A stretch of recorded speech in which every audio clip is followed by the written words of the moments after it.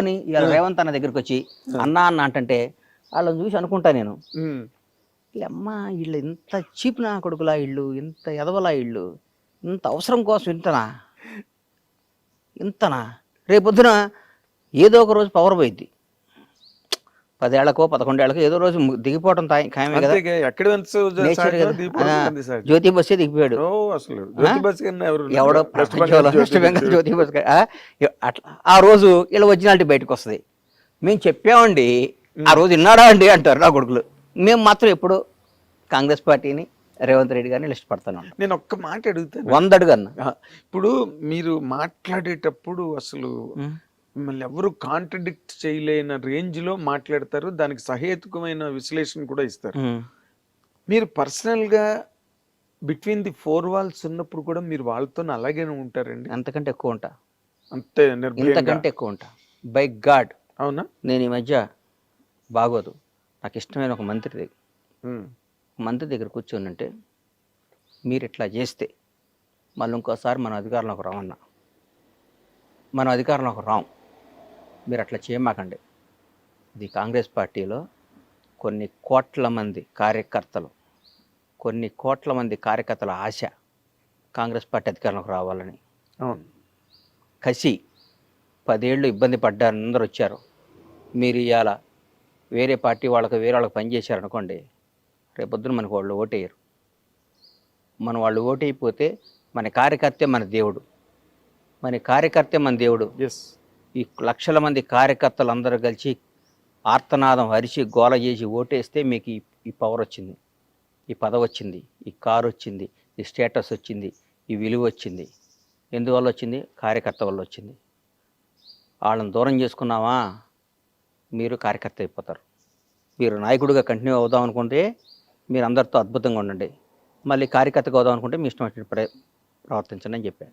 By God డైరెక్ట్గా చెప్తే నేనేం తప్పు చేశాను గణేష్ అని అన్నాడు పాపం ఆయన. కాదన్న, ఎవరిని బాధ పెట్టబాకండి, మీరు బాధ పెట్టకూడదు, బాధ పెట్టే పరిస్థితి వస్తే కలవబాకండి అన్న. ఇక్కడ లక్షల మందిని సాటిస్ఫై చేయడం అనేది కష్టం అన్న, అది కష్టం, ఇది కష్టం. ప్రతి ఒక్కడు ఉంటాడు, ఒక చిన్న ఫోన్ ఉంటుంది, 100 మంది అడుగుతాడు. ఈ ఫోన్ ఉంది, 100 మంది అడుగుతారు, ఎవరికో ఒకటికి ఇవ్వాలి. అది 99 మంది బాధపడతారు. 99 మంది ఈ 100 వాడికి ఎందుకు ఇస్తున్నామని చెప్పి ఇవ్వాలి మనం. ఈ ఫోన్ను ఈయన బాగా వాడతాడు, ఈ ఫోన్ కోసం ఈయన 10 ఏళ్ళు ఇంత చేశాడు, ఆమె ఏం చేయలేదంటారు. మీకు ఇంకో అవకాశం వచ్చింది, దాన్ని ఇస్తా, మనందరం కలిసి ప్రయాణిద్దాం అని అందరినీ ఇంప్రెస్ చేసి వాళ్ళ సమేతంగా ఈ 100వ ఫోన్ అడిగిస్తే వాళ్ళు ఉత్సాహంగా ఉంటారు. ఈ ఫోన్ని ఈ 100 మంది కాకుండా 101 వాడు పక్కాడికి వచ్చి ఇస్తే, నిన్నటి దాకా వేరే వాడి దగ్గర లబ్ధి పొందినాడికి ఈ ఫోన్ ఇస్తే ఈ 100 మంది ఒకటయ్యి రేపు ముడ్డి మీద అంటారు, రేపు తొక్కేయటం కదా ఇది. మరి అంతే కదా, ఈ 100 మందిలో ఒకటికి వాళ్ళు వెనకాతలుండి కష్టపడి బాధలు పడి ప్రాణం పెట్టారు కదన్నా, ప్రాణం పెట్టారు. ఎంత అండి? కానీ కాదు, ఇప్పుడు మంత్రితో చెప్పారు, ముఖ్యమంత్రితో కూడా ఇలాగే మాట్లాడతారండి ఏంటంటే అన్నా ఇదన్నా అంటే సార్, ఇవాళ భారతదేశంలో 29 రాష్ట్రాల 29గా 29 రాష్ట్రాల్లో one of the best CM Revanth Reddy. ఎట్లా చెప్తున్నారు? ఎందుకు చెప్తున్నానన్నా, ఈ రేవంత్ అన్నకి ఈ రోజు కూడా మిడిల్ క్లాస్ మెంటాలిటీ. నేను ముఖ్యమంత్రిని, అహంభావం లేదు. ఆయన నిజం చెప్పండి అన్న, గత ముఖ్యమంత్రిని కలవాలంటే ఎన్ని రోజులు పట్టేదన్న ఎవరన్నా? అసలు 10 ఏళ్ళు ఎవరు మంత్రులే కలవలేదు కదా అని కథలుగా చెప్పేవారు. రేవంత్ అన్న కేక్ వాకి ఇవ్వాలి కూడా, ఎవరినైనా పేరు పెట్టి పలకరిస్తాడు. రేవంత్ రెడ్డి గారికి ఉన్న బ్యూటీ ఏంటంటే వాళ్ళ ఫ్యామిలీ మిస్సెస్ కానీ వాళ్ళ బ్రదర్స్ బయట అనుకుంటారు దోచుకు తింటున్నారు ఊరికే. ఇప్పుడు అందరం ద్రాక్ష పండు పొలనా కదన్న, న్యాయం చరిత్ర చెప్పారు కదన్న, చరిత్రలోనే ఉంది కదా, అందరం ద్రాక్ష పండు పొలనా, ఆడు మంచోడు కాదు. నువ్వు మంచిగా చెడు నీకు ఎట్లా తెలుసు అన్న? నువ్వు చెప్పు, న్యాయం చెప్పు. ఏ బేస్ మీద నువ్వు చెప్తావు? ఎట్లా చెప్తావు? నువ్వు నా ఫోటో చూసి చెప్తావా? బండ్లా గణేష్ అన్నాడు నీకు పరిచయం లేదు, బండ్లా గణేష్ అన్నాడు నీకు తెలియదు, బండ్లా గణేష్ అన్నాడు ఎవడో గురించే ఎక్కడో విన్నావు. నాకు బండ్లా గణేష్ మీద మంచి అభిప్రాయం లేదండి. వాడికో, వాడి తాతకో, వాడి జేజమ్మకో, వాడి అమ్మకో, వాడి అక్కకో, వాడి భార్య పిల్లకో ఒక 10 పైసలు అన్యాయం చేసినట్టు కానీ, 10 పైసలు వాడికి నష్టం చేసినట్టు కానీ ఒక చిన్న వాడి దగ్గర ఒక మంచినీళ్ళు తాగినట్టు కానీ నిరూపించు, వాడితో మాట్లాడినట్టు కానీ. రేవంత్ రెడ్డి గారు నేను చెప్తున్నా ఉదాహరణ, మన ఊరికి తెలియకుండా పేపర్లో చూసి అభిప్రాయం చెప్పడం ఈజీ అన్న. పెట్టుబడి ఉంది, పెట్టుబడి ఉంది. ఆయన నాగేంద్ర కుమార్ ఆడు పెద్ద ఎదవండి అంటారు. నీ గురించి నాకు తెలుసు. What are you? I know last 30 years. మాట్లాడటం ఏముందన్న? మాట్లాడడం చాలా పెట్టుబడి దానికి డబ్బు పెట్టి కొనాలి కార్డు. నువ్వు పెద్ద బూత్ తిట్టాలంటే 1000 రూపాయలు పెట్టి కొనాలి. ఇంకా భయంకరమైన బూత్ తిట్టాలంటే 1,00,000 రూపాయలు పెట్టి టోకెన్ కొనాలి అని రూల్ పెట్టమను. ఎప్పుడు ఎవరిని తిట్టడు. ఒక టోకెన్ పెట్టమను అన్న. నీకు అర్థం కాలేదా? వాడిని అతి భయంకరమైన తల్లిదండ్రులు తిట్టాలంటే 1,00,000 రూపాయలు పెట్టి టోకెన్ కొనాలి, రీఛార్జ్ చేయాలి. ఫోన్ చేస్తే ఆ బూత్ వల్ల ఛార్జ్ దిగిపోద్ది, కరెంట్ మీటర్కి ఛార్జ్ చేసినట్టు చెగిపోద్ది. మనం తిట్టే బూతుల వల్ల మన బ్యాంక్ బ్యాలెన్స్ తగ్గిదని రూల్ పెట్టమని. కట్ అయిపోద్ది అనమాట. ఎవడన్నా తిడతాడా సార్? ఎవడన్నా పొగిడితేనే బ్యాంక్ బ్యాలెన్స్ పెరుగుతుంది, ఎవడన్నా తిట్టినా బ్యాంక్ బ్యాలెన్స్ తగ్గిపోద్ది అంటే ప్రతి ఒక్కడు. నాగేంద్ర కుమార్ గారు సాక్షాత్తు శ్రీరామచంద్రుడు వంశంలో పుట్టారండి. ఆయన నడక రాముడి కన్నా సీతాదేవిని డౌట్లో పడి మళ్ళా అరణ్యవాసం పంపించాడు సీతాదేవిని శంకించి. నాగేంద్ర కుమార్ అంతకంటే గొప్పాడండి అంటారు. బ్యాంక్ బ్యాలెన్స్ పెరగటం పెరుగుతుంటుంది. ఇక్కడ ప్రపంచాన్ని శాసిస్తుంది డబ్బు అన్న. నాగేంద్ర గుర్తుపెట్టుకో, ఇవన్నీ ఊరికే టైం పాస్. నా కొడుకులు అందరూ పెట్టుబడి లేదు కాబట్టి. ఇందాక మాట మాత్రం సూపర్. నువ్వు చిన్న బూత్ తిట్టాలంటే 10,000, పెద్ద బూత్ తిట్టాలంటే 1,00,000 రూపాయలు, అందరినీ కలిపి తిట్టాలంటే 10 లక్షలు ఛార్జ్ అని పెడితే అసలు ఈ బూతులే మర్చిపోతారు. బూతులు మర్చిపోవడం కాదు అసలు, అంతా మనది ఒక అద్భుతమైన దేశం. స్వామి బాగున్నారా, మీరు ఎంత మంచివాళ్ళు అండి అని వెళ్ళి పక్కన చెక్ చేసుకుంటాడు, నేను బ్యాలెన్స్ పెరిగిందా అని. ఇన్నర్ వాయిస్ బయటకు ఎందుకు వస్తాడు? నా కొడుకులు వీళ్ళకి ఏందన్న జీవితం ఏం తెలుసు అన్న. ఒకరిని విమర్శించడం ఈజీ, చాలా ఈజీ. వాడు ఏందండి వాడు అచీవర్ అండి. కాదండి, ఇప్పుడు మీరు కాబట్టి అడగడం. ఇప్పుడు చాలా ఈ లౌక్యాలు ఇవన్నీ చాలా అందరిలోని ఉన్నాయి. అందరిలో ఉన్నాయి కాదు, ప్రతి ఒక్కళ్ళు ఉందే ఫస్ట్ లౌక్యం. నా మాటను ఆ లౌక్యం లేనాడే బండ్ల గణేష్. అదే అంటున్నా నేను అన్న ఒకటి గుర్తుపెట్టుకోనయ్యా, నా మనసుకి ఏది నచ్చితే అది మాట్లాడతా. అవును, నా మనసుకి ఏది ఇష్టమైతే అది మాట్లాడతా. అవును, అవసరమైతే ఈడు నా అనుకున్నాడు కూడా ఎదురు తిరుగుతా. గుర్తుపెట్టుకో, భవిష్యత్తులో అవి కూడా చూస్తాను. ఈడు నా ప్రాణం అనుకున్నాడు కూడా గొడ్డలు ఇప్పేస్తా నాకు నచ్చకపోతే. నా ప్రాణం అనుకున్నాడు కూడా గొడ్డలు ఇప్పేస్తా నాకు నచ్చకపోతే. నా క్యారెక్టర్ అది. అంతేగాని మనసులో ఒకటి పెట్టుకొని కడుపులో ఒకటి పెట్టుకొని నా ప్రాణం పోయినా చేయను. నేను ఎట్లయినా బతుకుతా, ఏ స్థాయి బతుకున్నది ఎట్లయినా బతుకుతా. నాకు ఆ నమ్మకం ఉంది. ఎవరిని యాచించకుండా నేను బతికినంతకాలం బతికే శక్తి భగవంతుడు నాకు ఇచ్చాడు. ఆత్మను చంపుకోను, మనసును చంపుకోను, మెహర్బానీ కోసమో, ఒకరిని పొగడటం కోసమో, ఒకరిని అన్నా నువ్వు సూపర్ అంటం కోసం నేను బతకను. నా కోసం, నా కుటుంబం కోసం, నాకు నచ్చిన విధంగా. లౌకిక ప్రపంచంలో ఈ వ్యవహారాలు మీరు ఎలా నడుపుతారండి? వ్యాపారాలు చేస్తున్నారు, సినిమాలు తీయబోతున్నారు, ఎలా కాదు అంటే డైరెక్ట్ గా వెళ్ళి ఇష్టం చేసి మాట్లాడేస్తే. తప్పు చేస్తే కూడా నేను పొగడమంటావా ఏంటి? నువ్వు తప్పు చేసావన్నా, నువ్వు నచ్చలేదు, నేను నిన్ను విపరీతంగా ప్రేమించానన్నా, 4-5 సార్లు ప్రేమిస్తా అన్నావు అనుకో, 5వ సారి తీసి నోట్లో పెడతా. నీకు అర్థం కదా? నేను నా ఇచ్చిన ప్రేమ నువ్వు తీసుకోవాలి. తీసుకోకపోతే నేను తీసుకోకపోతే వదిలే, నీ దగ్గర రాను. నీ దగ్గర నేను రానన్నా, రావడానికి ఇష్టపడను. కానీ నువ్వు నన్ను గెలకాలని ప్రయత్నించో, నన్ను ఎక్కడన్నా మాట్లాడేవు అనుకో, నేను బతకనిస్తానా అన్న? నువ్వు ఎవడవైనా కానీ నిన్ను బతకనిస్తానా? అసలు ప్రశ్న లేదు. నిన్ను సంఘటనలు కూడా నాకు తెలుసు కాబట్టి బతకని నేను. అయ్యో, నేను ఇష్టపడి గౌరవంతో ప్రేమతో ఉంటా, అంతేగాని భయపడి మాత్రం నా ప్రాణం పోయినా ఉండను ఎవడైనా కానీ. అది నేను అంటుంది సార్. ఇప్పుడు నేను ఎందుకు మాట్లాడుతున్నానంటే, మీరు ఈ మధ్య రోజుల్లో కొంచెం లౌక్యం ప్రదర్శిస్తున్నారేమో అని అనిపించిన సందర్భాలు నాకు 1-2 ఉన్నాయి. అదేంటంటే, హైడ్రా అనేది సినిమా ఇండస్ట్రీలో ఫస్ట్ నాగార్జున గారిది అన్కన్వెన్షన్ కూల్చినప్పుడు కూడా మీరు ఏమి పెద్ద మాట్లాడినట్టుగా దాఖలాలు లేవు అన్న. ఒకటి గుర్తుపెట్టుకున్నా, బేసిక్గా చెప్తున్నా, నేను కాంగ్రెస్ కార్యకర్తని. నేను ఈ 1 year ముందు కూడా గత 10 ఏళ్ళు ప్రతిపక్షంలో ఉన్నా. మా నాయకుడికి పట్టాలు ఇచ్చాం. ఆయన ముఖ్యమంత్రి. ఒక ముఖ్యమంత్రి పదవి ఊరికే రాలా. ఆయన జీవితాన్ని, ఆయన కుటుంబాన్ని, ఆయన జీవితాన్ని పణంగా పెట్టాడు. అవును, ప్రాణాలని పణంగా పెట్టారు. 100% రేవంత్ రెడ్డి అని ఆయన ప్రాణంగా పణం పెట్టాడు. పొరపాటున చాలా మనసాక్షి ఒక మాట చెప్పాలి నీకు. పొరపాటున మేము రాలేదనుకో, ఫస్ట్ విక్టిమ్ రేవంత్ రెడ్డి గారే, 100%. ఆయన బ్రదర్స్ ఫ్యామిలీ రేవంత్ రెడ్డి గారి తర్వాత వాళ్ళ బ్రదర్ కొండలరెడ్డి వాళ్ళందరూ చెప్తున్నాం, వాళ్ళు ఒక నిబద్ధత గల మనుషులు. నేను ఒక్కోసారి వాళ్ళ బ్రదర్ని అడిగా, కొండలన్న నువ్వు మంచి పదవి తీసుకోవాలి అన్న. నాకు వాళ్ళ కుటుంబంతో నా సన్నిహితం, నాకు అట్లాంటి చనువు సన్నిహితం బాగా దగ్గర. నాకు అన్న, నేను బతికేది నా అన్న కోసం. నా భార్య, నా కొడుకు కంటే నాకు నా అన్న ముఖ్యం, నా అన్న జీవితం ముఖ్యం. నా అన్నను ముఖ్యమంత్రిగా చూడటం నా జీవితంలో నాకు పెద్ద పదవి. నాకు ఏ పదవి వద్దు, నాకు ఏ రూపాయి వద్దు అన్నాడు. Very good. ఎందుకంటే ఆ స్టేజ్కి వెళ్ళిన తర్వాత ఏదో ఒకటి పెద్ద స్థాయి లాక్కుందాం. నేను ఎంతమందిని చూశానన్న ముఖ్యమంత్రుల్ని. నేను హైదరాబాద్కు వచ్చిన కొత్తలో రామారావు గారు అత్యంతంగా ఎలక్షన్కి వెళ్ళిపోయి ఓడిపోయారు. తర్వాత చెన్నారెడ్డి గారు, తర్వాత నిదురుమల్లి జనార్దన్ రెడ్డి గారు, కోట్ల విజయభాస్కర్ రెడ్డి, అంటే నీ పక్కన యూసఫ్ కూడా ఈ సీనియర్ కానీ జీవులు అందరి దగ్గర నుంచి చూసినండి కదా నేను. విజయభాస్కర్ రెడ్డి గారు, తర్వాత చంద్రబాబు, మళ్ళీ రామారావు గారు రావటం, చంద్రబాబు గారు ముఖ్యమంత్రి అవటం, తర్వాత 10 ఏళ్ళు ఆయన ఉండటం, తర్వాత రాజశేఖర రెడ్డి గారు అవటం, తర్వాత రాజశేఖర రెడ్డి గారు మళ్ళీ గెలవటం, మళ్ళీ ఆయన ఓడిపోయినాక చనిపోయినాక రోషే గారు అవటం, కిరణ్ అన్న అవటం, తర్వాత రాష్ట్రం విడిపోవటం, 10 ఏళ్ళు కేసీఆర్, ఇవన్నీ దగ్గర నుంచి ఇట్లా చూసినాండి నేను. నాకు గత 10 ఏళ్ళు నేను టీఆర్ఎస్ వాళ్ళ దగ్గరికి వెళ్ళలేదు, కానీ అంతకుముందు ప్రతి మంత్రి దగ్గరకో ముఖ్యమంత్రి దగ్గరకో ఏదో విధంగా వెళ్తూ ఉండేవాడినే నేను. నాకు తెలుసు కదా.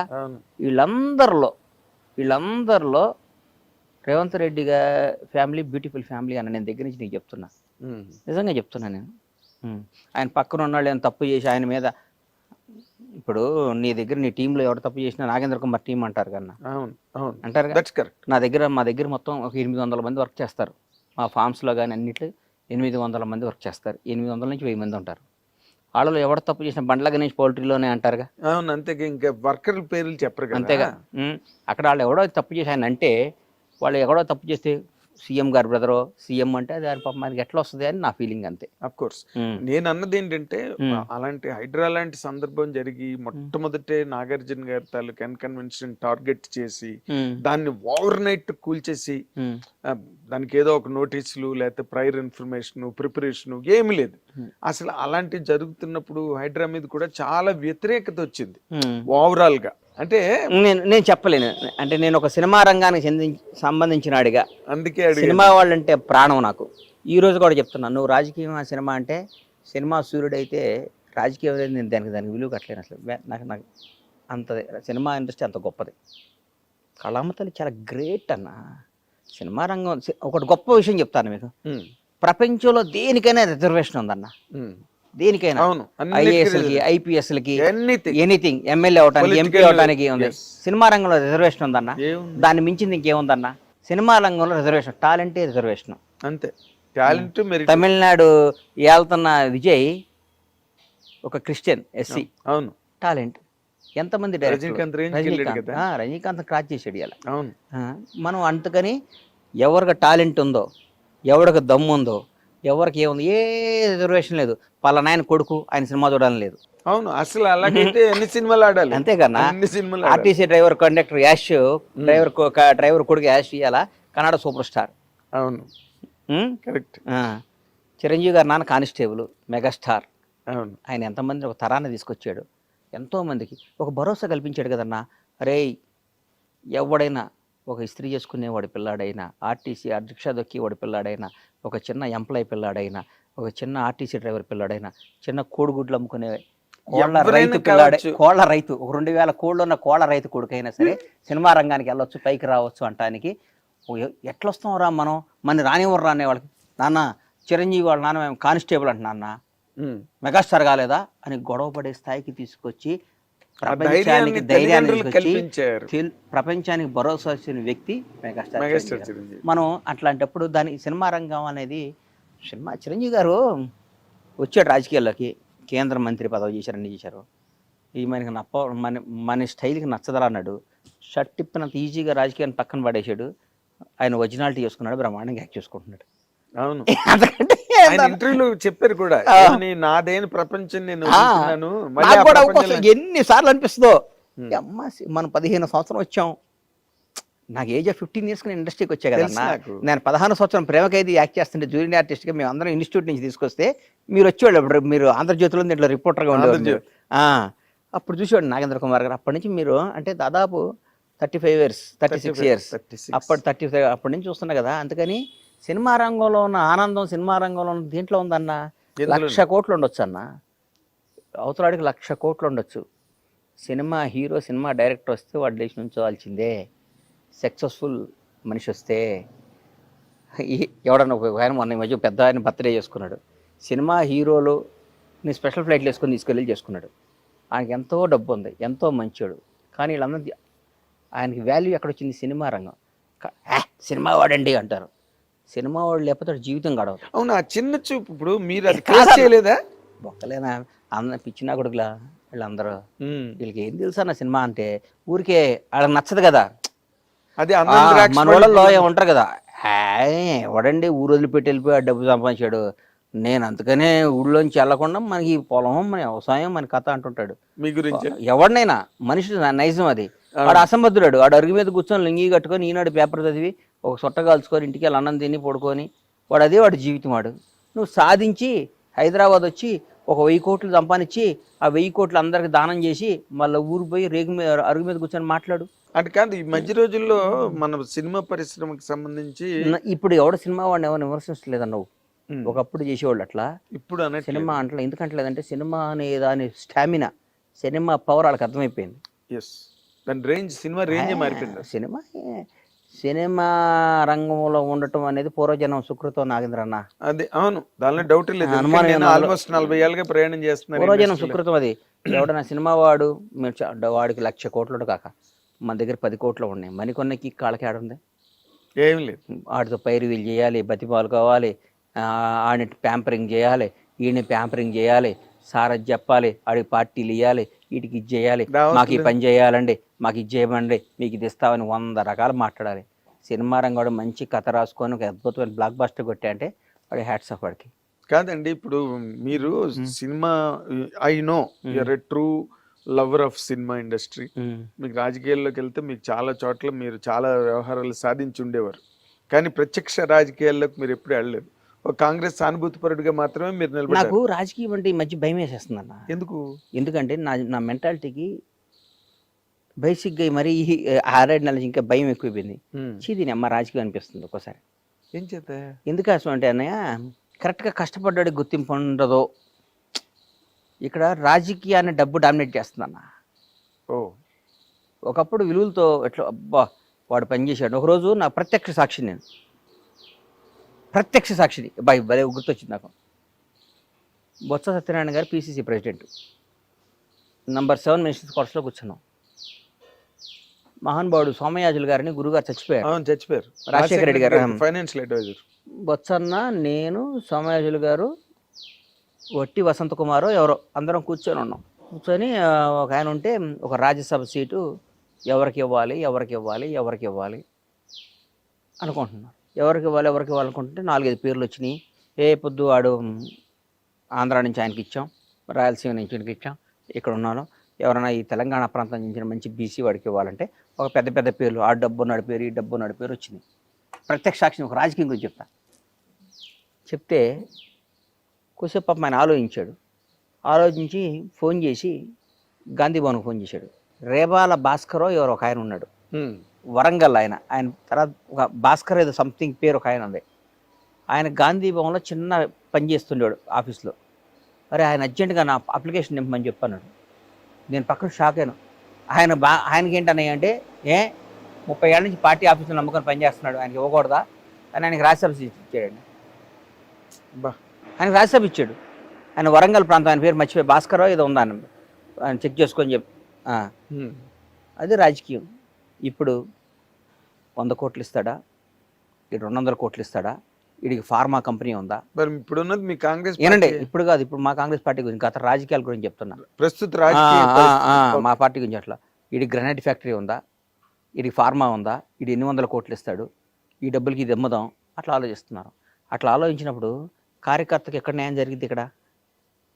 కార్యకర్త పార్టీ కోసం పెళ్ళాం పిల్లని వదిలిపెట్టి అన్ని వ్యాపారాలు వదిలిపెట్టుకొని జెండా మోసి జై కాంగ్రెస్ జై కాంగ్రెస్, జై టీఆర్ఎస్ జై టీఆర్ఎస్, జై టీడీపీ, జై జనసేన అనే కార్యకర్తకి వాడు డబ్బు సంపాదించుకొని వాడు వ్యాపారం చేసి వాడు వ్యవసాయం చేసి వాడు వ్యాపారం చేస్తే వాడిని జెండా మోసి వాడు ఎవరు మోస్తారు? నువ్వు పిలుపునియంగాలి ధర్నాలు ఎవరు చేస్తారు? నువ్వు పిలుపునియంగాలి బంధువులు ఎవరు చేస్తారో? నువ్వు పిలుపునియంగాలి నీ మీటింగులకు వచ్చి జై ఎవరు కొడతారు? నీ జై కొట్టే అంటే వాడికి ఒక రోజు పోతుంది. వాడు సంవత్సరంలో ప్రతిపక్షంలో ఉన్నప్పుడు ఒక 50 రోజులు 60 రోజులు ఈ ధర్నాలు పనులు చేసి ఒక 50 రోజులు పండగలకు పోయి వాడు ఎక్కడ సంపాదిస్తాడు జీవితంలో? నిజమైన కార్యకర్త ఎక్కడ సంపాదిస్తాడు? చూడాలి కదా వాళ్ళు. మనం వాళ్ళని చూడకుండా వాళ్ళని ఈ గత గవర్నమెంట్లో ఈయన రియల్ ఎస్టేట్ చేసి 1000 కోట్లు సంపాదించాడు. ఆ స్కామ్ చేసి ఆ 1000 కోట్లని పార్టీ తీసుకుంటే ఇక 300 కోట్ల 400 కోట్ల డబ్బులు వస్తాయి. ఆ 400 కోట్లు మన పార్టీకి ఉపయోగపడతాయి. ఆ ఆలోచించినప్పుడు రాజకీయం చేయడం ఎందుకన్నా? కరెక్ట్. నేనేం చెప్తున్నానంటే కార్యకర్తగా పుట్టడం తప్పు కాదు, మీరు కార్యకర్తగా చచ్చిపోవటం అంతే కదన్నా. మన కార్యకర్తగానే ఉండాలా? నువ్వు ఏ ఎండగా గొడుగు బట్టి కాదు ఏ ఎండగా గొడుగు బట్టి ఎవరి దగ్గర వీలైతే అంతమంది దోసుకొని ఇవాళ ఈ పార్టీలో ఉండి రేపు ఇంకో పార్టీలో ఉండి ఎల్లుండి ఇంకో పార్టీ వస్తే నేను అంతకుముందు కాంగ్రెస్లో ఉండి తర్వాత టీఆర్ఎస్లోకి వచ్చి మళ్ళీ ఇవాళ కాంగ్రెస్లోకి వచ్చి రేపు మళ్ళీ ఇంకోసారి బీజేపీ వస్తే బీజేపీలోకి వెళ్ళిపోయి ఇంకోసారి ఇంకో పార్టీలోకి వెళ్ళిపోయేవాడిదే రాజ్యం. అవును, అదే ఇవాళ రాజ్యం అది. అంటే ఇప్పుడు ప్రస్తుతం నేను 7th క్లాస్ చదువుతున్నప్పుడు ముగిలిగిద్ద స్కూల్లో షాద్నగర్లో ఉన్నప్పుడు బయటకు వస్తే ఇందిరాగాంధీ చచ్చిపోయింది. ఆ రోజు నా గుండెల్లో పడిపోయింది, అయ్యో పాపం అమ్మని చంపేశారా అని. అప్పటి నుంచి నేను కాంగ్రెసే, ఉండకపోని అధికారంలో రాకపోని కాంగ్రెస్ అంటే ఇష్టం అని నాలాంటి అడిగి రాజకీయం పనికిరాదని ఫీల్ అవుతున్నాను నేను. కానీ మీరు బాగానే వ్యవహారకర్త కూడా, లౌక్యం లేకపోవడం, కుండబద్దలు కొట్టినట్టు మాట్లాడి ఇవన్నీ ఉండటంతో పాటు మీరు మంచి వ్యవహారకర్త. అంటే ఒక వ్యూహాన్ని కరెక్ట్ గా ఇంప్లిమెంట్ చేయలేదు. అవన్నీ ఉపయోగం లేదన్న, దాన్ని డామినేట్ చేస్తుంది డబ్బు. ఇవ్వాలి మీ దగ్గర డబ్బు లేదండి? డబ్బున్నా కానీ డబ్బు అంటే ఇట్లా నేను 1000 కోట్లు నా దగ్గర లేవు, 1000 కోట్లు.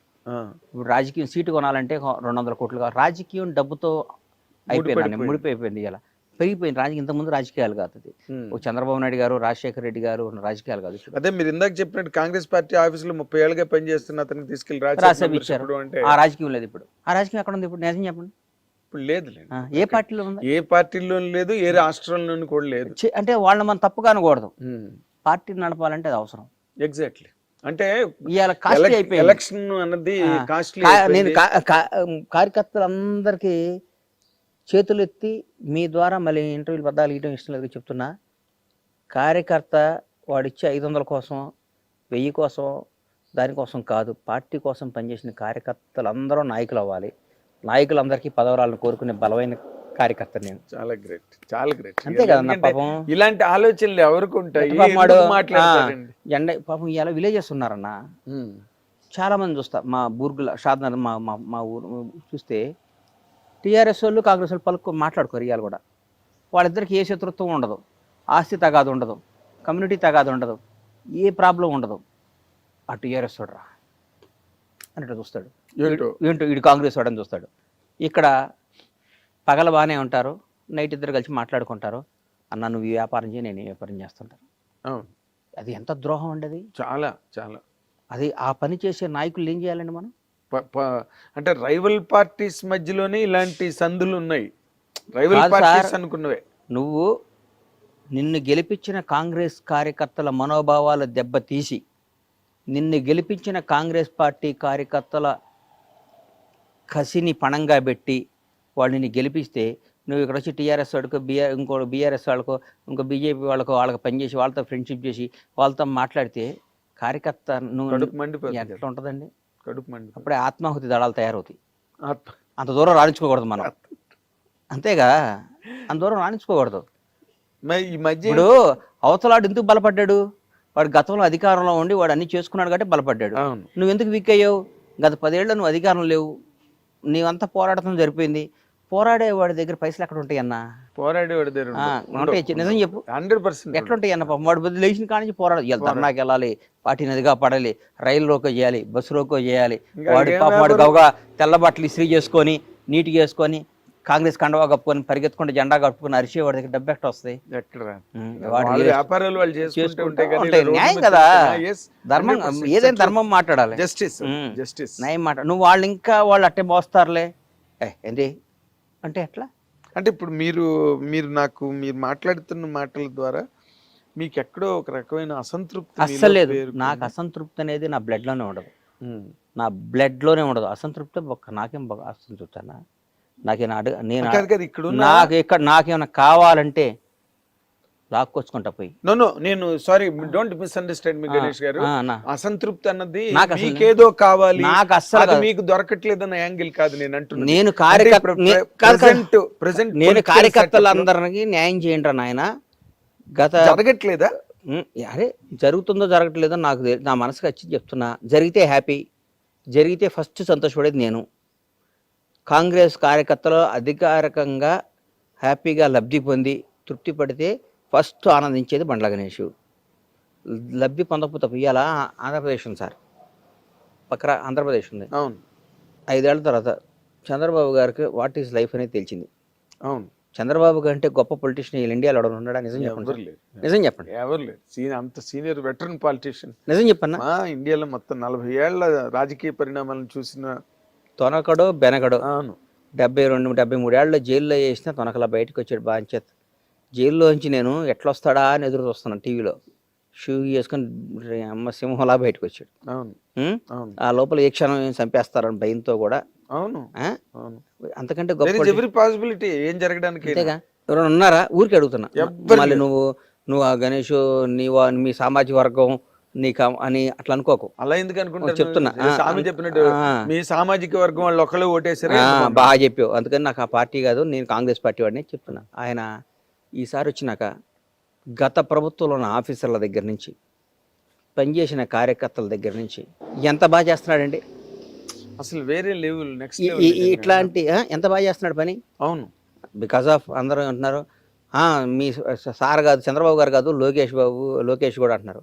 ఏదో ఒకటి వాళ్ళ టీమేగా, మొత్తం టీం. ఇందాక అన్నట్టుగా పేరు చంద్రబాబు నాయుడు గారిదే కదా. వాళ్ళు మంచి సలహా మంచి ఫట ఫట ఫట ఫట చైర్మన్ వేసేసుకున్నాడు. ఫట ఫట ఫట ఫట మన ఆఫీసులు అందరం మర్చిచాడు. ఫట ఫట ఫట గత ప్రభుత్వం చేసిన తప్పులందరినీ ఎత్తి చూపే వాళ్ళందరినీ విక్టిమ్ చేసి పారేశాడు. అక్కడ తిరుపతి అన్నది ఒక్కసారి విక్టిమ్ చేశాడు. అవును, విక్టిమ్ చేశారు. అంటే వణుకు అనేది ఏంటో చూపించాడు వాళ్ళకి. బాబు మనం ధర్మంతోనే నడవాలి, మన ఆఫీసులో మన పని మనం చేయాలి, తప్పు చేయకూడదు, ఒకటి చెప్తే వినకూడదు అని చేశాడు. మేము ఎక్కడ చేస్తున్నాం?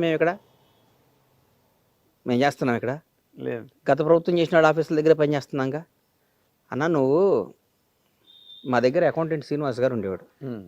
మా అకౌంటెంట్ శ్రీనివాస్ గారు ఒక 1 ఇయర్ దాదాపు 13 ఏళ్ళు పనిచేశాడు నా దగ్గర. నిన్న ప్రొడక్షన్ లేదు కదా శ్రీనివాస్ గారు, ఇక్కడ జాబ్ చేసుకోండి, మన సినిమా చేయట్లేదు కదా. పాపం ఆయన చాలా మంచోడు, బాగా చదువుకున్నాడు. చేస్తే వేరే కంపెనీలో జాయిన్ అయ్యాడు.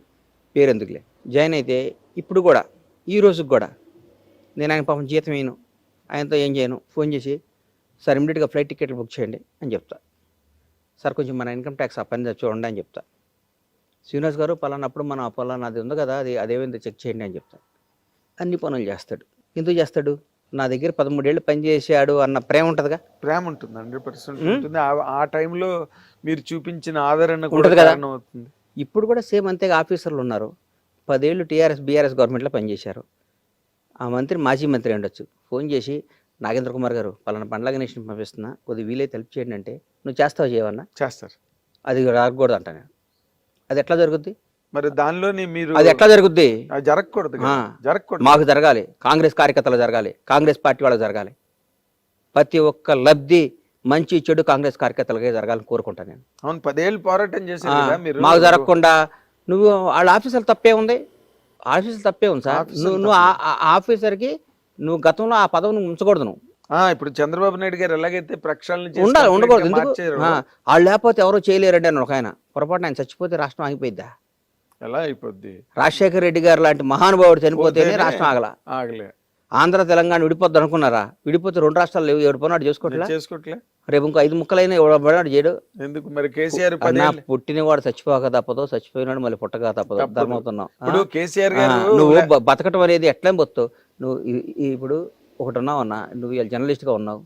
జర్నలిస్ట్ మానేస్తే ఒక దగ్గర పిఎస్గా ఉంటావు, ఇంకో దగ్గర ఆఫీస్లో పనిచేస్తావు. కానీ నేను జర్నలిస్ట్గా మానేశాను కాబట్టి బతకనని ఆత్మహత్య చేసుకుంటావు. ఎవరు చేసుకుంటావు? గుర్తుపెట్టుకో. ఒక్క రోజు బాధపడతావు. 2 రోజులు పని చేసుకుంటాం. అవును, ఆ ఒక్కరోజు కూడా బాధపడు, ఇంకో పని చేసుకుని వెళ్ళిపోతాం ముందుకు అంతేగాని కానీ. నేను అంటున్నది అది. మరి ఎందుకు మీకు మా కాంగ్రెస్ పార్టీకి సంబంధించి ఆ రకమైన సమూలకమైన మార్పులు ఎందుకు రావట్లేదు, దాని మీద ఎందుకు కాన్సన్ట్రేషన్ జరగట్లేదండి? చేస్తారేమో పెద్దవాళ్ళు, ఇప్పుడిప్పుడే బయటకు చేస్తారేమో, మరి అది నాకు అర్థం కావట్లేదు. అది వాళ్ళ ఇష్టం. వాళ్ళ ఇష్టం. అన్న మంచి అమ్మాయిని ఇచ్చి కాపురం చేయమని ఇచ్చారు. 10 ఏళ్ళు దగాపడ్డ ఈ రాష్ట్రాన్ని అన్ని అయిపోయిన వాళ్ళకి అరే అద్భుతంగా చేయండి అని మన చేతికి ఇచ్చారు. బాగా చేసామనుకో సంసారం కంటిన్యూ అవుద్ది. మనం కాపురం సరిగ్గా చేయలేదు అనుకో మన పెళ్ళాం మనం వదిలిపెట్టి వెళ్ళిపోతాం. అధికారం కూడా అంతే అన్న, మనం అంతేగా. దివ్యధర పెద్ద మాస్టర్ సైన్స్ ఏముంది, మనం బాగా చేస్తే ఇంకో 5 ఏళ్ళు వేస్తారు, ఇంకా అద్భుతంగా చేస్తే ఇంకో 5 ఏళ్ళు వేస్తారు, చేయలేదనుకో 5 ఏళ్ళకి పంపించేస్తారు. 5 ఏళ్ళ వరకు ఆగుతుందంటారా? 5 ఏళ్ళు రేవంత్ రెడ్డి అనేవాడు ముఖ్యమంత్రి, దాంట్లో డౌట్ లేదు. అంతేనా? అంటే మధ్య వినిపించే మాటలు మిడ్ టర్మ్ వస్తుంది, కేసీఆర్ మళ్ళీ గవర్నమెంట్ లోకి వచ్చే ఏంటన్నా వచ్చేది? 5 సంవత్సరాల దాకా ఎలక్షన్ రాదు, 5 ఏళ్ల దాకా రేవంత్ రెడ్డి గారు ముఖ్యమంత్రిగా ఉంటాడు. తర్వాత ఎలక్షన్ మేము బాగా చేస్తే మళ్ళీ మా కోటేస్తారు, బాగా చెబితే ఓడిపోతాం. అది ఈ దిశగా నడుస్తున్నాయా? పావులు కదులుతున్నాయా? పావులు అంటే బాగా జరుగుతుంది. ఒక నిర్ణయం చాలన్నా రాజకీయం మళ్ళీ ఇంకోసారి రావడానికి, ఒక నిర్ణయం చాలు ఓడిపోవటానికి. అవును, చంద్రబాబు నాయుడు గారు అధికారంలో రావడానికి రాజమండ్రి ఒకే నిర్ణయం, పవన్ కళ్యాణ్ గారు జైల్లోకి వెళ్ళి రావటం, ఎలక్షన్ అయిపోయింది. క్లోజ్. ఆ రోజే గెలిచారు, ఆ రోజే గెలిచారు. నిజం చెప్పు. పవన్ కళ్యాణ్ అనేవాడు ల్యాండ్ అవ్వటము అయిపోయింది, చంద్రబాబు గారు చేయబట్టుకోవటం, ఇద్దరు నాటి రావటం, ఆ రోజు ఎలక్షన్ అయిపోయిందని చెప్పి నేనే చెప్పాను. వాస్తవం ఏదైనా అంతే. నేను హర్యానా ఉంది, లక్షల మంది కాంగ్రెస్ వస్తున్నారు, నేను కూడా నమ్మే బలంగా కాంగ్రెస్ వస్తుంది, ఓడిపోలా. మనం ఒక్క జీవితంలో మంచి చెడుకు ఒకే నిర్ణయం అన్నా. ఇప్పుడు నేను అడుగుతున్న దాన్ని మీకున్న విశ్లేషణాత్మకమైన శక్తిని ఆధారపడి నేను చెప్తున్నా. ఇప్పుడు ఈ హైడ్రా అన్నది ఏమి మైనస్ అవ్వదుగా మీకు? హైడ్రా మంచి పని ఒకటి గుర్తుపెట్టుకున్నా, హైడ్రా చాలా మంచి పని చెప్పమంటావా? ఇప్పుడు అంటే చెరువులు హుస్సేన్ సాగర్ పక్కన అన్ని కట్టారు, ఉస్మాన్ సాగర్ గండిపేటలు అన్ని పక్కన ఇల్లు కట్టారు. అవును, నేను ఒకటే అడుగుతా, నువ్వు హైడ్రా మంచిదో కాదో నువ్వు చెప్పు. ఈ చెరువులు అన్నిటిలో నువ్వు కూర్చున్న మలాలు మూత్రాలు అన్నీ చెరువులో కలుస్తున్నాయి, ఆ నీళ్లు మొత్తం తీసుకొచ్చి మళ్ళీ కడిపి మంచినీళ్ళుగా నీకు ఇస్తున్నారు, నువ్వు తాగుతావా? నిజంగా నువ్వు తాగుతావా? అది తాగుతాను అంటేనేమో హైడ్రా మంచిది కాదు. పక్కాడు అశుద్ధాలు కూడా మేము తాగుతామండి, పక్కాడు వాడు ఉచ్చబోసినా వాడు ఎరిగినా దాన్ని వాటర్లో కలుపుకొని తాగుతామంటే హైడ్రా చెడ్డది. చెడ్డది దీని అమ్మ హైడ్రా చాలా తప్పు నిర్ణయం తీసుకున్నాడు రేవంత్ రెడ్డి గారు. కానీ మనకి మంచి నీళ్ళు ఇవ్వాలి, మంచి గాలి ఇవ్వాలి. బెంగళూరు లాగా వర్షం వస్తే మునిగిపోకూడదు, ఢిల్లీ లాగా కాలుష్యం కాకూడదు, బాంబే లాగా గజిబిజి కాకూడదు, మెడ్రాస్ లాగా వరదలు వచ్చి కొట్టుకుపోకూడదు. మనం హాయిగా బతకాలి అని ఉంటే ఈరోజు తాత్కాలికంగా కొంతమంది బాధ ఉండొచ్చు, కానీ భవిష్యత్తుకు హైడ్రా వరం. నీ రాజకీయ లబ్ధి కోసం మేము పల్లె నిద్ర, ముసీర్ నిద్ర, ఇంకో నిద్ర, ఇంకో బుధర అనొచ్చు, కానీ రాజకీయ లబ్ధికి నిజంగా పెట్టి హైడ్రా వాళ్ళందరికీ వేరే ఇళ్ళు ఇస్తున్నాడుగా, బ్రహ్మాండం ఇళ్ళు ఇస్తున్నాడుగా, బ్రహ్మాండం ఇళ్ళు ఇస్తున్నాడుగా. ఏమండి ఇప్పుడు కొట్టేశాడు, నువ్వు అందరూ ఎందుకు కొట్టట్లా? చాలా మంది కొట్టేసుకున్నా తప్పున్నాళ్ళే కొట్టేసి దానికి మనం తప్పు అనుకొని ఆ రోజు మనకు బాధ అనిపిస్తుంది. ఫోటో అన్న ఎవడైనా చచ్చిపోయినప్పుడు అనవసరంగా చచ్చిపోయాడండి, చాలా మంచివాడండి, బ్యాడ్ లక్ అండి అని మనం చచ్చిపోయినప్పుడు పోయి అంటాం కదా. అవును, మళ్ళీ కారు ఎక్కగానే మన ఫోన్లో వచ్చి మిస్డ్ కాల్ చూసుకొని ఏమండి మా ఫ్రెండ్ చచ్చిపోతే వెళ్ళి వచ్చామండి, ఇంకేంటి కబుర్లు, నేను బ్యాంక్ వస్తున్నాను మీరు వచ్చేయండి బ్యాంక్కి అనగానే అయిపోయి. ఇంటికి వెళ్ళి స్నానం చేసామా, గౌగా షేవింగ్ చేసుకున్నామా, టిఫిన్ చేసామా, మన పనిలో పడిపోయాం. మళ్ళీ 15 రోజు వీలైతే వస్తాం, లేకపోతే రాహం. మనం ఇప్పుడు ఆడు చచ్చిపోయాడు అని ఇట్లా ఏలు చూస్తే మనం చచ్చిపోయేటానికి ఎవడు రాడు మనకి, మన పనులు అదే. అందుకని జీవితం అనేది ఇప్పుడు ఇంకొక మాట గణేష్ గారు, చాలా విచిత్రంగా కొండా సురేఖ్ గారు ఆ విధంగా మాట్లాడినప్పుడు కూడా మీరు ఏం మాట్లాడలేదు ఎందుకు అంటే నాకు అర్థం కాని ప్రశ్న మాత్రం అడుగుతున్నాను సుమండి. నేను నిబద్ధత గల కాంగ్రెస్ కార్యకర్తని. మా వాళ్ళు ఇప్పుడు నా కొడుకు తప్పు చేసినా,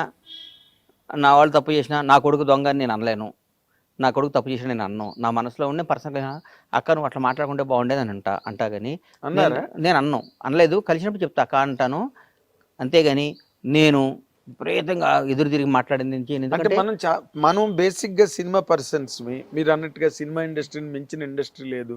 మనం 30-35 ఏళ్ళగా నేను ఆవిడకి పర్సనల్ కలిసినప్పుడు చెప్తా అక్క అట్లా అనమాకలేక అని చెప్తా కానీ పబ్లిక్ అయిపోయింది. అసలు సమంత గురించి ఆవిడ ఆ విధంగా మాట్లాడడం ఏంటి, నాగార్జున గారి ఫ్యామిలీని ఆ విధంగా రచ్చకెక్కించడం ఏంటి, మీలాంటి వ్యక్తి ఊరుకోవడం ఏంటి అన్నది నాకు అర్థం కానిది. ఇదేం ప్రశ్న కాదు, నా సందేహం. నేను కాంగ్రెస్ మనిషిగా నేను ఏం మాట్లాడలేనన్నా ఆవిడ అనుకుని ఉంటే బాగుండేది. మీరు ఆవిడ అక్క అనుకుని ఉంటే బాగుండేది. పార్టీ చేదే పక్కన పొరపాటు పెట్టి, అన్న మనుషులు నాకు పొరపాట్లు చేస్తారన్నా. అదే కేటీఆర్ గారి మీద అక్కస్సుతో ఆవిడ ఆ అక్కస్ అంతా డైవర్ట్ చేసి వీళ్ళ భుజాల మీద తుపాకీ పెట్టి కేటీఆర్ ని పేల్చడానికి ట్రై చేసిన సందర్భం అది. నేను ఆ తర్వాత దాని మీద వీడియో కూడా చెప్పాను, చాలా పొరపాటు అది. ఎందుకంటే అయిపోయింది, చిన్న కోర్టులో ఉంది వ్యవహారం, మనకి ఎందుకు లేనా. అవునా, కోర్టుకు వెళ్ళారు కదా, అవును, చూసుకుంటారు అది. కానీ ముఖ్యమైన విషయం, మీరు అసలు సినిమా నిర్మాణం అన్న దానికి మీరు ఎందుకు దూరంగా ఉన్నారు? దూరంగా లేనన్నా, అనుకోకుండా దూరం జరిగింది. అదే మరి నా గమ్యం, నాదంతా సినిమానే. తప్పకుండా సినిమాలు తీస్తా, తప్పకుండా ఇండస్ట్రీని బ్లాక్ బస్టర్లు ఇస్తా, అందులో డౌటే లేదు. అంటే ఎప్పటి నుంచి నేను అనుకుంటున్నా ఈ మంచి సినిమా తీస్తే అన్న ఎంట్రీ ఎట్లా ఉండాలంటే, ఎంట్రీ ఎట్లా ఉండాలంటే మామూలుగా ఉండకూడదు, నెంబర్ 150 అట్లా ఉండాలి, అట్లా తీయాలి. ఏదో సినిమా తీయటం ఎంతసేపు అన్న, రోజు 10 క్లాపులు కొట్టచ్చు. కరెక్ట్. బట్ చిరంజీవి గారితో మీరేమి ప్లానింగ్ అవకాశం లేదా? మీరు అడిగారా? ఎందుకంటే ఇప్పుడు మీరు చాలా అత్యంత సన్నిహితులు వాళ్ళ కుటుంబానికి అని. అట్లా మనం అది నేను అనుకుంటున్నా కదా, వాళ్ళు అనుకోవాలిగా. అట్లా అదేముంది కానీ చిరంజీవి గారు ప్రజలు తెలుగు జాతికి సన్నిహితులు. అఫ్ కోర్స్ ఇండస్ట్రీలో ఎవరికి ఏ కష్టం వచ్చినా ముందు నేనున్నాను రియాక్ట్ అయ్యే మహోన్నత వ్యక్తి మెగాస్టార్. కాదు, జర్నలిస్టులు కానీ ఒక ఏ ప్రొడక్షన్లో రంగం కానీ ఎవడున్నా కానీ, అందుకని దేవుడు ఆయనకు అన్ని ఇచ్చాడు, ఆ స్టేటస్ ఇచ్చాడు. మంచిత నడుస్తుంటే నేను అంటా కదా, ఆయన ఒక లిమిటెడ్ ఎడిషన్ రా నాయన, లిమిటెడ్ పీస్. అది భగవంతుడు సృష్టించిన లిమిటెడ్ పీస్లో ఉంటాయి కొన్ని, అందులో ఆయన చిరంజీవి అనేది ఒక లిమిటెడ్ పీస్. చిరంజీవి పుట్టాడు, ఆయనతో పాటు వచ్చిన సమకాలీకులు అందరూ, ఆయనతో వచ్చిన వాళ్ళందరూ ఎట్లున్నారు, ఆయన ఎట్లున్నాడు. నేను ఈ ప్రశ్న మొట్టమొదటి మిమ్మల్ని అడుగుతున్నాను. ఈ కంటెంట్ మీద నేను రాసిన కంటెంట్లు ఉన్నాయి, నేను వీడియోలు చెప్పినవి ఉన్నాయి, కానీ వ్యక్తిగతంగా నేను అడగడం అన్నది మీరే మొట్టమొదటి వ్యక్తి. చిరంజీవి గారికి భారతరత్న రావడం మీద మీ తాలూకు ఒపీనియన్ ఏంటి చెప్పండి. రావడం అది ఆయనకు మన భారతరత్న గౌరవించుకున్నట్టు అని ఫీల్ అవుతాను. ఎందుకంటే ఆయనకు అర్హత ఉంది అన్న. ఆయన భారతరత్న మనం గౌరవించుకోవాలంటే చిరంజీవి గారు అంటే ఇవ్వాలి. ఏంది సార్, ఎక్కడ మనిషి ఆయన, ఏంది ఆయన బ్యాక్గ్రౌండ్ ఏంది, ఆయన ఎక్కడి నుంచి వచ్చాడు, ఏమొచ్చాడు, ఒక కాంట్రవర్సీ ఉంది ఆయనకి, ఒక వ్యవహారం. మన భారతరత్న గౌరవించుకోవాలంటే చిరంజీవి గారు లాంటిని చూస్ చేసుకోవాలి. కరెక్ట్. ఆయన బ్లడ్ బ్యాంక్ పెట్టుకున్నాడు. బ్లడ్ బ్యాంక్ కాదు, ఒకటి కాదు, ఒక క్యారెక్టర్ అండి, ఒక అచీవర్, ఒక మనిషి, ఒక మానవత్వం, ఒక మంచితనం, ఒకడిని సమాజ సేవ అని పక్కన పెట్టన్నా. చాలా మంది అన్ని చేయటం కాదు, ఆయన మనసు ఒకటి చెడు కోరుకోడు, ఆయన మనసు ఒకటి చెడు కోరుకోడు. ఆయన డెఫినెట్ గా వస్తుంది. అంటే బాలయ్య బాబు గారికి పద్మవిభూషణ్ అని అదొకటి న్యూస్. ఇప్పుడు నెక్స్ట్ చిరంజీవి గారికి భారతరత్న అన్న దాని మీదే చర్చలు సినిమా ఇండస్ట్రీలో చాలా వాడిగా జరుగుతున్నాయి. అర్హత ఉంది, వస్తుంది 100%. నాకు నమ్మకం ఉంది. ఎందుకంటే భారతరత్న వయసు మా సచిన్ టెండూల్కర్ కూడా భారతరత్న ఇచ్చారు కదా, 200% వస్తున్నా. 200% మెగాస్టార్ భారతరత్న వస్తుంది, తీసుకో. అవును, ఈ మన తెలంగాణలో అవార్డుల గురించి అసలు మాట్లాడట్లేదు. చేస్తున్నారు బట్టి అన్న మన 4-5 మీటింగ్లు పెట్టాడు. గద్దర్ అవార్డ్స్ అని పెట్టారు. సార్, నా కొడుకులు మమ్మల్ని సరిగ్గా అంటలు, కానీ చాలా మంచి గవర్నమెంట్ అన్న కాంగ్రెస్ గవర్నమెంట్. ఎవరికైనా యాక్సెస్ తలుపు తీసుకుని వెళ్ళొచ్చు అన్న. మీకు అర్థం కావట్లా, ఎవరి దగ్గర తలుపు తీసుకుని వెళ్ళొచ్చు. మీరు మరి ఎక్కువ అందుబాటులో ఉంటే విలువ ఉంది అన్నట్టు, మా మంత్రులు, మా ముఖ్యమంత్రి అందుబాటులో ఎక్కువ ఉండటం వల్ల ఎవరు పడతాడు మాట్లాడుతున్నారు. కానీ మా వాళ్ళు కూడా చిన్న చిన్న తప్పులు అదే ఆఫీసర్లను కంటిన్యూ చేసి వాళ్ళు చేసినట్టుగా దాని మీద మాకు ఉంటుంది. కానీ కాంగ్రెస్ బ్యూటీ ఎంత గొప్పదండి, కాంగ్రెస్ పార్టీ. ఎవరినైనా అద్భుతంగా చేస్తే ఒకటితో. ఇప్పుడు ఒకటి చెప్తున్నా సార్, వేరే రాష్ట్రాల దగ్గర ఎక్కడన్నా వేరే పంతిపట్ల ముఖ్యమంత్రి కూర్చుంటే పక్కన మంత్రులందరూ ఇట్లా నుంచొని దూరం నుంచొని ఉంటారు. అవును, మా రేవంత్ రెడ్డి గారు ముఖ్యమంత్రి అంటే పక్కన మంత్రులందరూ సమకాలికులు కొలీగ్స్. అదే ఆ ఫ్యూడలిజం లేదు, హెడ్ మాస్టర్కి మాస్టర్కి తేడా ఏముంటుంది? ఏం లేదు. వాళ్ళు పిల్లల క్లాసులు చెప్పాలి, వీళ్ళు చెప్పాలి. వీళ్ళు చెప్పాలి. హెడ్ మాస్టర్కి అంత బ్యూటీ కాంగ్రెస్ పార్టీ. దానిలో డౌట్. మీరు కాంగ్రెస్ పార్టీని ఊరికే కాంగ్రెస్ పార్టీ అది ఇది అంటే నాకు అనిపిస్తుంది, ఏమో ఏదైనా కాంగ్రెస్ పార్టీని అంటారా అనుకుంటాను నేను. అదే అంటే ఏం లేదు, ఈ 10 ఏళ్ళు టిఆర్ఎస్ ప్రభుత్వం దాని తాలూకు ఇంపాక్ట్, దాని తాలూకు అది ఆ ఇంపాక్ట్ వీళ్ళు ఇచ్చిన దాన్ని కూడా మా వాళ్ళు కరెక్ట్గా వాడాలి, జనంలోకి పంపించాలి, జనంలోకి ఎక్స్పోజ్ చేయాలి. ఒరే నాయన గతంలో ఇది, ఇప్పుడు ఇది, మీరు ఆలోచించుకోండి. పదవులు రాగాలి ఇంట్లోకి వెళ్ళి కూర్చొని నాకు పదవి వచ్చింది కదంటే కాదు. పదవి వచ్చిన ప్రతి ఒక్కడికి పదవి అనేది అలంకారంగా కూడదు. AK-47 గన్నిస్తే సైనికులు అవకాశాన్ని గన్తో టక్ టక్ టక్ టక్ కాల్చి చేస్తుండాలి. శత్రు శేషాన్ని నాశనం చేయటమే పదవి. Correct correct. శత్రు శేషాన్ని నాశనం చేయకుండా పదవి రాగాలి ఇంట్లో పడుకుంటే ఎట్లన్నా కాదు, యుద్ధం చేయడానికి అది ఒక ఆయుధం. ఏదో ఆయుధానికి మీకు ఇచ్చిన లైసెన్స్ అది. ఎగ్జాక్ట్. AK-47 మీ చేతిలో పెట్టారు. AK-47 చేతిలో ఉన్నప్పుడు ఎందుకు ఊరికే తుడుచుకొని పెట్టుకోవడానికి కాదు. AK-47తో శత్రువులను కాల్చేయమని చెప్తున్నారు. కాదండి, కాల్చండి మీరు. కాదు మీరు, నేను ఇప్పుడు మీ ఇందాక మీ రూమ్ లో చూశాను, అన్ని పుస్తకాలు ఒక లైబ్రరీ లాగా. మీరు బుక్స్ చదువుతారా? నాకు ఇష్టమైంది అదే అన్న. అవునా? నేను రోజు 4-5 పేజీలను ఏదో ఒక బుక్ చదువుకుంటాను, నాకు ఇష్టం. అదే మీ అంటే మీ మాటకారితనం కదా. నా బుక్ చదివితే ఏదో వాస్తు చరిత్ర అన్న గొప్పదే నాగేంద్రన్న. పెద్ద పెద్దవాళ్ళు చాలా గొప్పవాళ్ళు అన్న. వాళ్ళు రాసిన ప్రతి వరడు మనం ఎప్పటికి అప్డేట్ కావాలన్నా. మన చిన్నప్పుడు మనకు హైదరాబాద్ వచ్చిన కొత్తల్లో ఫోన్ వచ్చిన కొత్తలో నోకియా అని ఒక ఫోన్ ఉండేది. అవును, నోకియా. గుర్తుంది. ఎందుకు లేదు ఇప్పుడు ఆ ఫోన్ ఎందుకు లేదండి ఇప్పుడు? ఎన్నో మారిపోయి, ఎన్నో మారిపోయి కదా. యాపిల్ ఫోన్ ఇప్పుడు 16వ వెర్షన్. అవును. ఆ యాపిల్ ఫోన్ రాగాలి అక్టోబర్లో వస్తుంది, సెప్టెంబర్లో అక్టోబర్లో. ఒక 1 మంత్ నుంచి నాకు ఫోన్ కావాలి, ఎందుకు యాంగ్జైటీగా ఉంటాం? అప్డేట్ చేస్తాడు. మనం కూడా అప్డేట్ కావాలన్నా. మనం యాపిల్ ఫోన్ అప్డేట్ అయితేనే దానికి అంత పిచ్చి. మనిషి అప్డేట్ కాకపోతే ఎవరు పట్టించుకుంటాడన్నా? మేము 20 ఏళ్ల ముందు నోకియా ఫోన్ ఇట్లా కొనుక్కున్నామండి. చాలా సెంటిమెంట్ అండి. ఆ ఫోన్ రాగానే నాకు బ్లాక్ బస్టర్ వచ్చిందండి, ఆ ఫోనే వాడతానండి అంటే కుదరదు. ప్రతి మనిషి, ప్రతి హీరో, ప్రతి డైరెక్టరు, ప్రతి నిర్మాత అప్డేట్ కావాలి. చిరంజీవి గారు మేము వచ్చిన